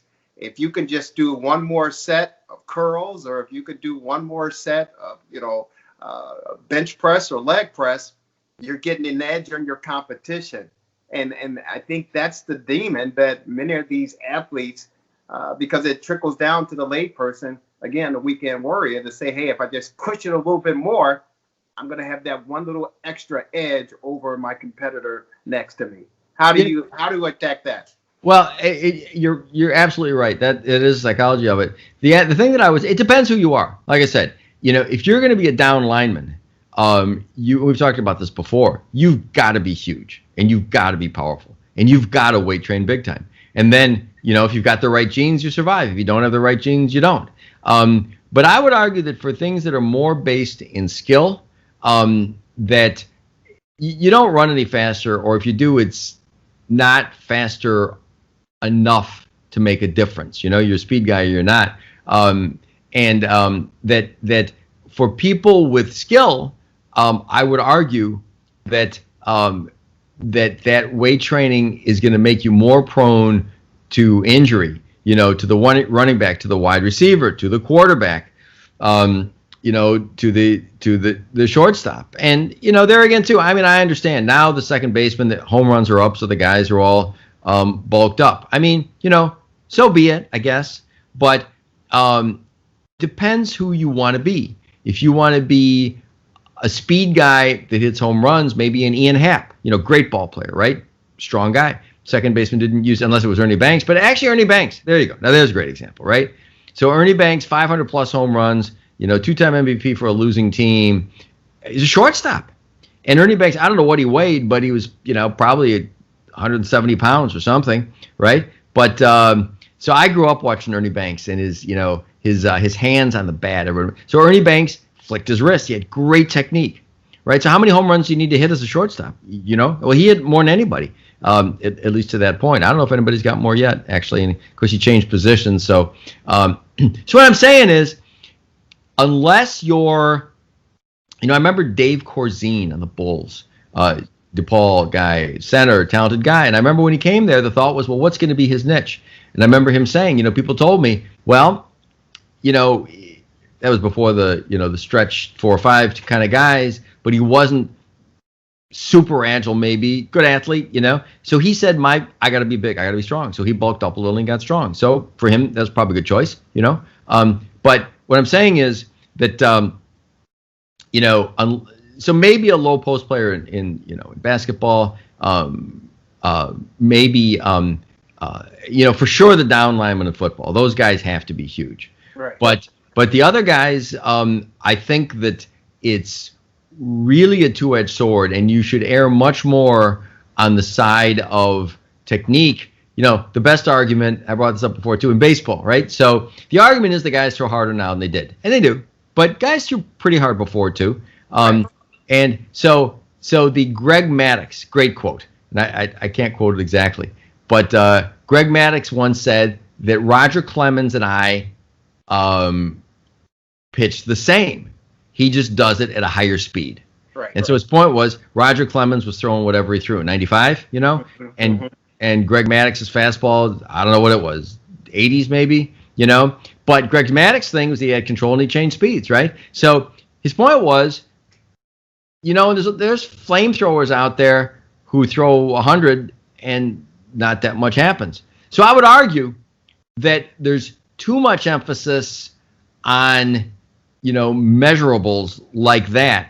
And a guy who can throw 92, I think, can be just as effective as a guy that throws 97 if he can change speeds, has good control, Sure. And these injuries are clearly the result. There's more torque on the guys are bigger and stronger from conditioning. That, number one, adversely have put stress on the elbow. And number two, the torque on the joint is greater because they're throwing harder and you destroy your elbow. Now, Steven Strasburg, right? I guess you could argue it worked out okay, right? I don't know what he throws, 102 or something. And, he was, when he first came in, I mean, everybody was saying, like, when's he going to get his Tommy John, And he did. Right. But he's come back and he's done well. So I guess you could, I don't know. If he didn't throw 102, would he be as good a pitcher? I don't know. I think maybe, but people get impressed by this stuff. Yeah, they certainly do. And they're impressed with the sports medicine update with Dr. Chad Fadromas. Doc, you know what? Next week, or definitely let's dive into, if we don't have any other major breaking stories that are taking place, let's dive a little bit into the Tommy John surgery, because as we talked about when we were growing up or years ago, you didn't hear anything about it, obviously. And then, over the past 10 years, I would say the numbers have trended to the upside with major league pitchers. And you talked about Steven Strasburg. He was pulled. By the Nets, and he got the surgery. But more pitchers, even with the Chicago White Sox, there are pitchers around the league nowadays who are undergoing Tommy John surgery, and a lot of them said they're bouncing back and pitching better. So let's dig into that a little bit more next time around as far as the sports medicine update is concerned. You've given the information before, but we'd like for you to share it again. If anyone has any interest in getting in contact with you and learning more about the sports medicine update and just sports medicine and handling injuries, how do they get a hold of you, Doc? So our phone is 847-699-6810. You'll get a live person on the other end. Our website is, our email actually is ortho@ismoc.net. So just ortho@ismoc.net, and we will answer any inquiries that we get. Sounds good. Dr. Chad Fadromas, always a pleasure, always insightful and educational. We really appreciate it. And we want to say, hey, we get out there, let's be safe, let's be injury-free, and let's have some fun. Dr. Chad Fadromas, thank you so very much. We'll talk to you next week. Jerry, thank you so much. Likewise.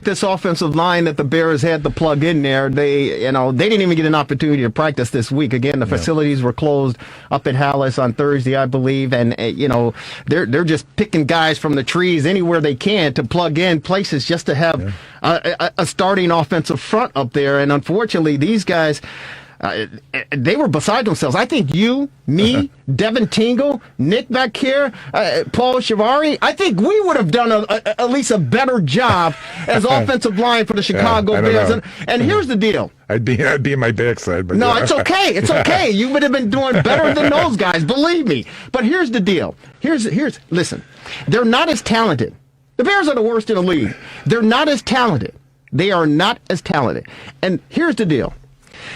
When you lack talent, this is what I used to do. When I started getting older in age, right, and I was playing basketball, and I saw the younger whippersnappers running around me on the court, right, I was like, damn, this guy's fast. He's quick. He's this and that. So what I would do This is simple. You just, when a little guy is running past you, you kind of tug on the shirt and pull him to slow him down a little bit. Or you cut your angle and give him a little bump to slow him down to try to prevent him from taking advantage of you and exploiting you. That's what I think the Bears offensive line need to do. Just technique. Right. Fundamentals, get back to the basics. Fundamentals, technique, your footwork, your hands, your angles, and then take a little pride in what you're doing. Say, this guy's kicking my ass left and right. It's not going to happen anymore.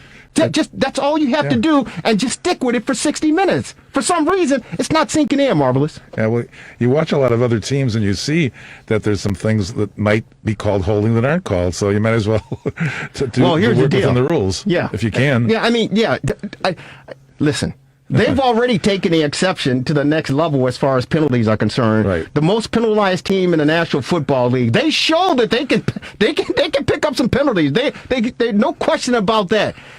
Okay. But listen, if you're out there, and I get it, and you need help sometimes, you do need. And I've never played line or any part in the National Football League. Our Nets Gex has, and he will tell us. But to me, man, you getting your ass kicked, you got to find a way to slow it down or stop it. And basic fundamentals, your footwork, your angles, your hands, I'm not, because they've already penalized 116,000 times this season, and we don't need that anymore. But evidently, it's getting to that point. And I point the finger at the coaching staff. Again, I feel for Matt Nagy, but some of these things that are happening in the football games, you gotta iron it out. And I get tired of hearing it. Well, we gotta watch film. Yes, I'm tired of the film deal, because evidently, I don't know, maybe you guys are watching Charlie Brown and the Peanuts and the Great Pumpkin. Maybe you're watching Donald Duck. Maybe you're watching the Flintstones. I don't know what kind of film you're watching, because you're not watching the same film that we're watching on Sunday afternoon when we see you guys getting your ass kicked up and down the football field. Because if you guys were watching the same film that we're watching during the live coverage of it, you would say, hey, wait a minute. This shouldn't happen. That shouldn't happen. These guys should do this. These guys should do that. And then you get out on the frickin' football field and you do a walkthrough, and then you go, okay, let's go half speed. But it's conditioning. And you shouldn't have all these penalties. You shouldn't. And this isn't the first game that this has happened in. This isn't the first season that this has happened in. This has been happening repeatedly for the past 2.5 years. So, to me, it comes down to the coaching staff. It comes down to the coaching staff. And I understand the players have a role to play in this as well. I understand that the players have to execute the plays that are put in front of them. But if they're not doing it, as a coach, you got to say, wait a minute, numbskull, knucklehead, listen, get your hands up, move your feet, get this done, and do that. Or you're going to be on the bench, or you're going to get a pink slip, and you're going to be out of here. Yeah, it's simple. Well, today they only had 5 penalties for 35 yards. Maybe they should try harder and push the envelope. Even. Folks, we go out to the DR60 hotline. I love this guy. He is fantastic. He's a part of the Rewind Sports 60 family. He's a former Chicago Bear, former 10-year veteran in the National Football League, known as the 17th letter in the alphabet. He's on our DR60 hotline. Q, Quentin Demps joining us. Q, what's up, man? How are you? Jerry, what's good? What's up, Marvelous? Hey, how you doing? You're quite a ramper. I didn't know that. Are you gonna be on get some rewards for this? I don't know, man. I just create music. Okay. Very good music. You lead in. You open up the show, brother. So good stuff, good work, and keep it up. And we're looking for some more stuff. Before we get into the Bear game, who's the other cat on the soundtrack with you? Oh, a guy named Mac Buddy. Mac Buddy. So Mac Buddy, let me say this, because my good friend Dr. Gerard McClendon has been wanting me to ask you this for quite some time. Does he say sports is the only politic? Yeah. Yeah. Sports is the only politics, Marvelous. Really? Marvelous doesn't want to really talk about politics right now. Let's talk. I don't care. What do you want to talk? What do you want to know? No, it's very. We want to know if the dude that just lost, if he's gonna, barricade himself in the White House. But that's another time for another show. Right. But yeah, hey man, great stuff. But as far as this Bears debacle is concerned, they fall 24-17, and now they're 5-4, and right now they're looking up as far as trying to get in the playoff race. What is your assessment from what you were able to witness earlier this afternoon down in Tennessee? Jerry, you know I'm a defensive guy, man. So I'm going, man. I think it's back to the fundamentals, like you said, man. We did a poor job of tackling, man. We gave up too many big plays, man, when we needed the stops the most, man. And my guy Eddie Jackson had a bad day. You know, it just wasn't a good day for him. The offense is gonna be the offense, man. They're gonna be inconsistent, but on the defensive side, we gotta be consistent every game. Like we can't give up big plays like that, man. We know what kind of offense we got, so we gotta keep the big plays off of us, especially if they come from tackling, like missing tackles. Like we gotta just tackle a few times, man, and minimize some of those games, man. So I didn't like the way the defense played today. Yeah, there were a couple plays, Q, that the defense kind of got shook up. I think it was the big play A.J. Brown that made for the touchdown. That was a huge play, but I think he also had another catch, and it was a 38-yard gain, I believe it was. But the fact is, when he made the reception, he picked up, I think, an additional 23 yards on the play, and he juked. Yeah. He juked half the defense. I think Kyle Fuller was over there. I think your boy Eddie Jackson got juked out of his jock strap. I was like, damn. I mean, he had 4 receptions for 101 yards. Yeah. I mean, he go ahead. Like, because say what you want about the offense, they scored 17 points in the fourth quarter, Jerry. That is true. 17 points in the fourth quarter, man. So on defense, if we stop them like at least twice, 2 of those touchdowns, we might win the game. Well, if we tackle a little bit better, we might win the game. It won't be 7 points; it'll be 3 points instead of. If we tackle a little bit better. So I see it like that. You know what I mean? Like, I don't think we played really good on defense. So what are you saying? Are you saying that Danny Trevathan and Kyle Fuller and Khalil Mack and Akeem Hicks, all those guys are saying on the plane ride back, they're looking at each other and say, "Hey, man, we understand what our offense is like, and we know that they're behind the 8 ball, and we got to try to bail them out. We didn't play as effective as a unit that we're capable of playing." Is that kind of the conversation you would suspect that they're having now? Not at all. What kind of conversation are they having? We need some help. The defense. I'm talking about the defense. Yeah, I know. We need some help, but again, this is me. This is my perspective. I feel like the defense, should be more about themselves versus like. I'm not saying they point a finger. I'm just saying, like, I'm sure the guys that are in the trenches feel like, if the offense give us a little bit more, we'd be fine. But I'm on the outside looking in. What I see is like, bro, the fundamentals, man, just tackle. And you guys just tackle and keep the big plays up off you, man. You guys would like it'll be 17-17 before we know it. The backbreaker.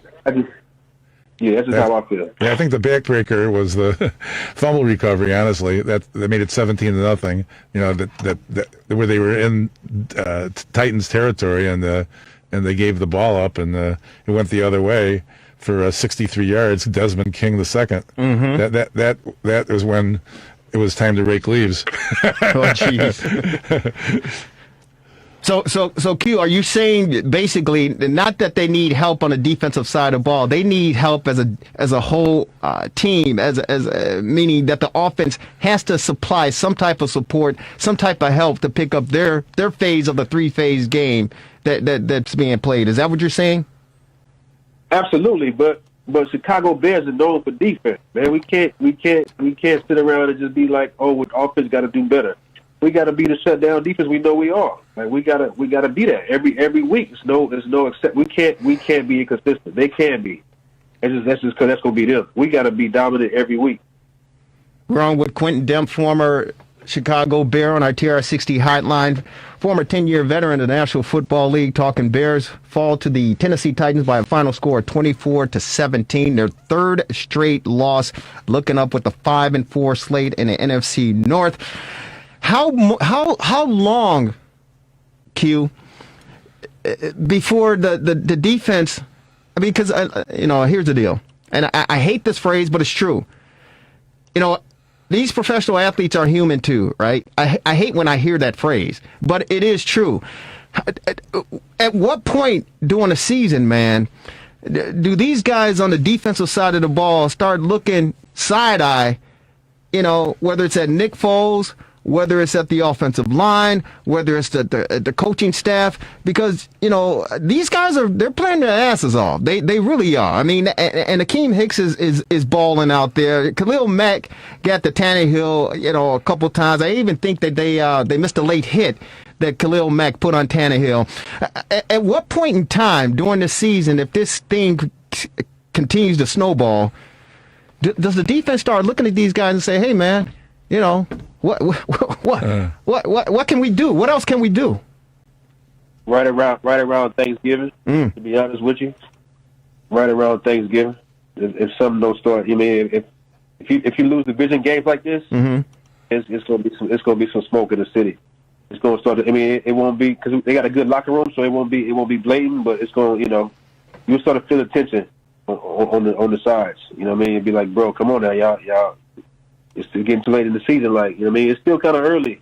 There's a lot of football left, but right around Thanksgiving, man, you gotta, we gotta know who we are. We gotta know how we're gonna win these games. We can't be still guessing on what it's gonna be. And you know what? You bring up a great point, because the big question mark as far as this 2020 team is concerned is the fact that many of us don't see an identity with this football team. Right. What do you have to say about that? Because, and you're right, Chicago's known as defense. It's a black and blue division, and what we grew up with, and, defense is king. What type of team do you see this being, the identity that they have?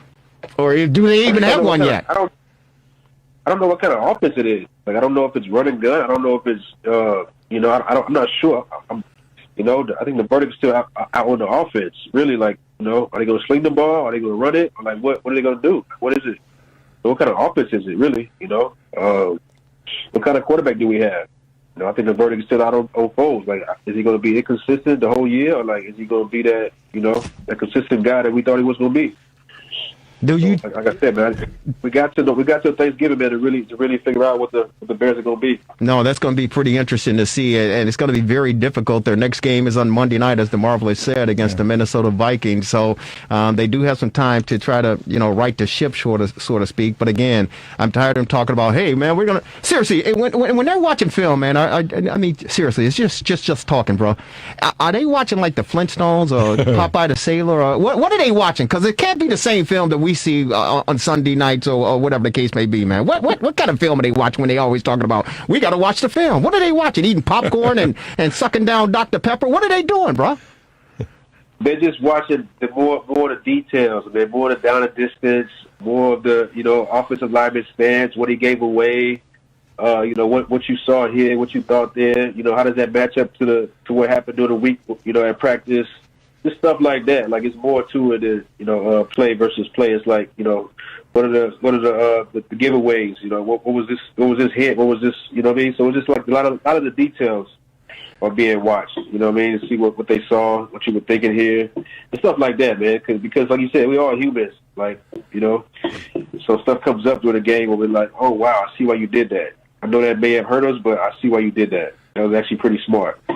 So they would also, Q, I assume, tell them when they did something that wasn't so smart that needs to be corrected. Right. And that seems to be the problem.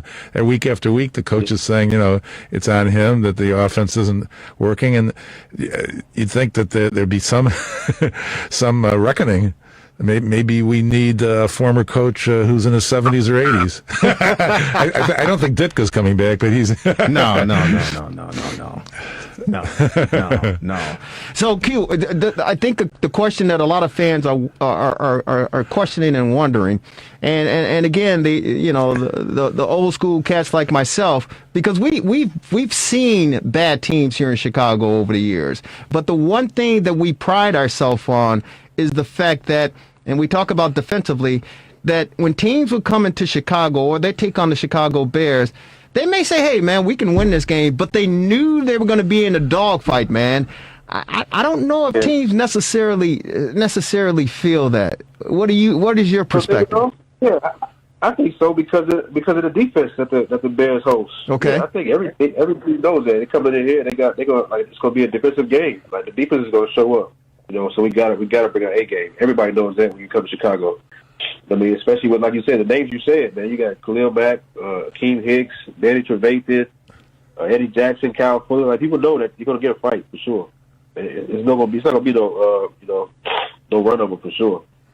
So the other $1 million question that a lot of Chicago Bear fans are asking, and we're on with Quentin Demps, former Chicago Bear, joining us on our TR60 hotline, is the play calling of Matt Nagy. And again, before we got you on, I said I feel for Coach Nagy because he's just working with the hand that he's been dealt, man. And it's when they say you get lemons, you make lemonade out of it. It's very difficult for him to try to make the lemonade out of what he has. Do you think, in your mind, watching, like we are, that he needs to finally come to grips and say, hey, you know what? I need to turn over the play calling? Because I personally think that Matt Nagy falls in love with his plays, and he draws it up like we used to do back in the day in the dirt or whatever, and say, hey, man, if you do this, if you do that, this play is going to work. But I think he forgets that there are people on the other side of the ball who's going to try to prevent you from making that play work. I think he falls in love too much with his play calling. Do you think we might see sooner rather than later that Matt Nagy is going to turn over the clipboard and say, hey, I'm part of the blame here, I'm part of the problem because my play calls aren't working? No, he won't do that. And it's still too early. He's got too much pride to do that right now. He definitely won't do that. Like, you know what I mean? Because especially when you score 17 in the fourth, you see the big plays the defense gave up. It's like we almost there. It ain't me. It's just a few more things here and there we can fix. So he won't see it as him being him. He won't blame himself at all. Because like I said, it could have won his game. Like, you know what I mean? A few stops on defense, and I think it's a 17-10 ball game to best. Well, I mean, it could have been a different outcome. It was a challenging game to watch. Hey, man, you want to take a phone call real quick? Yeah. Let's go out to the phone. Tommy is on our TR60 line. Tommy, say hello to Quentin Demps, former Chicago Bear. Well, first of all, I just want to say hey to Quentin, and I appreciate you, your loyalty, and I am a Chicago fan to the day I die, but facts are pretty much facts. And the fact of the matter is that all you need to know about the Chicago Bear organization is the fact that they passed upon a kid who's two-time MVP, Super Bowl champion, and then you want to now turn around and say the coaching is play calling and stuff, but your plays can only be ran by the kind of talent that you got. And it's not saying that we don't have talent, but come on, guys. At some point, the defense is the only reason why I watch. Because I don't know what the hell is going to happen on the offense. I don't know. I mean, one game I turned off and woke up and they won. I was like, what the hell happened? Did they buy the game? They pay him off? Or is this another move by Trump or what?